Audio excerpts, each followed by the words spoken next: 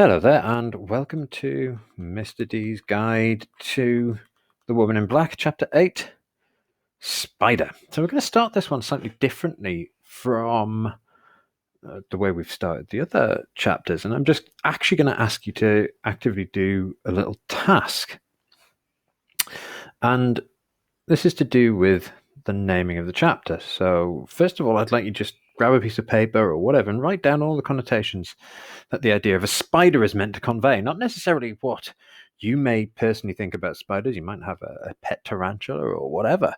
But what, in the context of this being a ghost story, a horror story, do you think the idea of a spider is meant to represent? So just pause the video, go grab yourself something to write on or something to write with, and just do that. So presumably you're going to be coming up with similar connotations to the rest of us.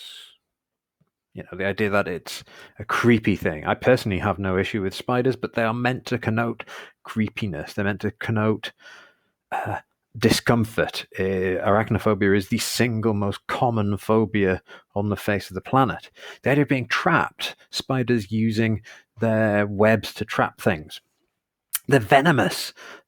They have a particularly interesting neurotoxin that can paralyze the prey, and then they're able to inject yet more of this stuff which dissolves the prey from the inside. I mean, this is a particularly devastating biological weapon they've been armed with. They're predatory.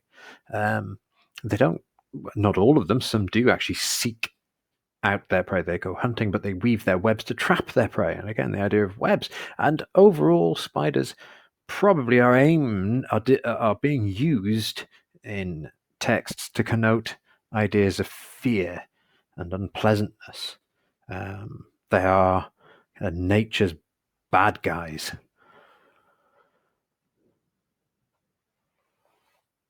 So the question is, what is the author trying to suggest with the title alone? Before we come to the novel, so go back, have a look at, if you've been doing any of the exercises that I kind of suggested in any of the earlier videos, hopefully you've had a chance to have a run at coming up with 10-word in advance summaries of these chapter titles. So what did you think might happen before you ever read this? Again, forgetting any of you, forgetting if you had seen the film or you knew the book from having spoken to other people about it. What did you assume would be happening? And what we assume happens is actually very different from what does happen. So Spider, much like the previous chapter, actually has very little happen in it. Arthur goes for a ride on his borrowed bike, has lunch, has a nap, goes to see Mr. and Mr. Daly, gets a dog called Spider. Yep. Yeah, that's where the title's coming from. Here you've got an example of Hill wrong-footing us. So it begins with Arthur kind of refreshing himself, having basically a nice day out. He goes for a ride, has a pub lunch, gets a nice little sleep. He's refreshed. Again, notice that change in spirit there due to food and rest, physical comfort, bringing on that kind of intellectual comfort and strength that Arthur needs for the task ahead. He runs into Mr. Daly, almost literally. Mr. Daly actually almost runs into him in the car, and Mr. Daly invites him to dinner. They have a brief conversation, and he's very, very insistent. Arthur gets supplies to spend several nights at Eelmarsh House, the house he already knows. Well, even if the house itself isn't haunted, it's on a haunted island, so he decides to go and spend the night there. Again, clever people make for very poor characters in ghost stories because they don't get into trouble, and it's trouble that we need. At dinner, we get a very frank discussion with Mr. Daly. Mr. Daly openly tells him not to do what he's doing. It is the most open and direct kind of warning that he's given. Arthur, of course, ignores it. So Mr. Daly says, "Shouldn't go alone. Here, take this dog."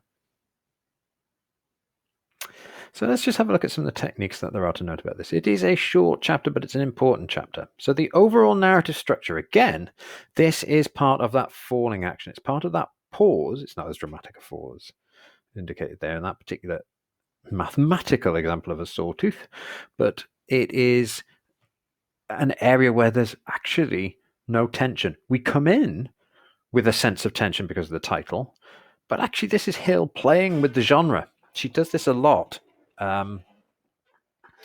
We'll talk about that more when I go over kind of the techniques in more broad brush terms at the end of the chapter summaries. But Hill, one of the things that Hill does is she is an exponent of this genre. She knows the genre well, and what she is doing is she's playing with the reader's expectations. In here we are generated a sense of tension in the title, which turns out to be entirely unwarranted. The pathetic fallacy crops up again. Here, Arthur's mood is being manipulated. Remember that interchangeable relationship between the mood reflecting and the mood influencing, and Arthur, we've already been told, has his mood influenced very heavily by the weather. We know that that has happened for some years. He comes out and says that in chapter 1, and the weather in this chapter is actually quite good, as it is in the following morning. But also, we have other aspects of the environment. Arthur spends a pleasant day. He has several pleasant meals. He is recharged and ready for what is coming.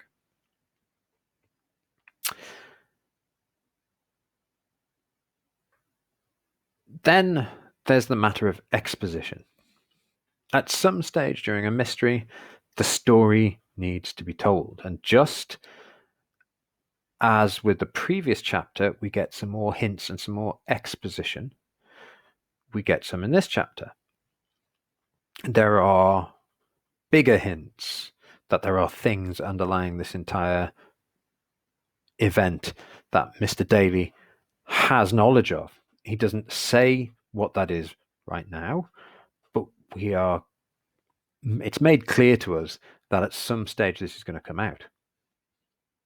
And actually, we find the conversation between Arthur and Mr. Daly repeats itself later on in the novel with a great deal more exposition. We've also got foreshadowing and symbolism. Spider is clearly important. It's not just thrown in there as a trick to make you go, oh, spider, I was expecting a spider, and I was at very least expecting an 8-legged dog, and here we go, just a normal dog. Now, it's not done for that reason. Spider is thrown in there for symbolic reasons, also as a plot device, and the idea that dogs have senses and can see and hear things that humans can't, and they can smell things that humans can't. They're often used for finding things that are hidden. The idea of sniffer dogs that go and search things out. Clearly, this is what this dog is going to be used for. It also gives Arthur, again, it's another thing, like the bicycle, that gives him a sense of his own ability to deal with the situation. It's another thing, it's another tool which will help him deal with the woman in black, because if you've got a bicycle and you've got a dog, that's it. You are absolutely ghost-proof. Ghosts can't deal with dogs and bicycles. And if you put a dog on a bicycle, that's it. Ghosts explode. I mean, the idea is it's just another thing that gives Arthur confidence that he's okay to go and do this thing that we know he really shouldn't. There are also other elements to the symbolism of the dog spider, which we'll see a little later in the novel.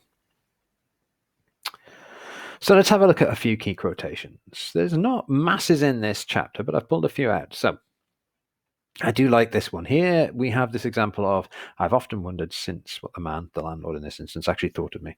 So this is Arthur in conversation with the landlord, saying what he's going to do. Oh, can you keep my room here? But I'm going to go and spend some time at Eel Marsh House. This is the landlord who had been woken up at 2 a.m. by a terrified Arthur being dragged in gibbering by Keckwick the previous morning. And now he is going like, so I'm just going to go and spend some time over there overnight. I'm going to stay in the house. That frightened me in the afternoon. And again, what we actually do see is the authorial voice breaking in and going, yeah, duh, whoops. Meh. And it is just this example of that there are two Arthurs at work here. You have the Arthur who knows everything because he's lived through it, and then you've got the Arthur in the story who is the Arthur who is living through it and doesn't know the stuff the narrator knows. And it's a very difficult thing to separate out, because they're obviously both the same character, but one is the character from the past living through those events, and one of them is the character of the present remembering those events, and we do have to separate those two out in our heads. Mr. Daly poured me a generous glass of port wine as he handed it over. He said, "You're a fool if you go on with it." Yeah, And this is really a really important line because it is a direct warning that Arthur is given, and it is pretty accurate actually, because it was foolish to go on with it. Like so many great tragedies, the skill that Hill demonstrates is witnessed in the fact that we constantly, and I've taught this for 10 years in a row, but I'm still constantly going, Arthur, just make it, do something different. And in my head, I mean, that's a ridiculous thing because I know how the story pans out and it's just a story. He's not real. He's not listening to me. But we still have this thing that we empathetically go through the journey with this character. And each and every time we're still willing a different outcome to occur. Shakespeare demonstrates that skill with Romeo and Juliet.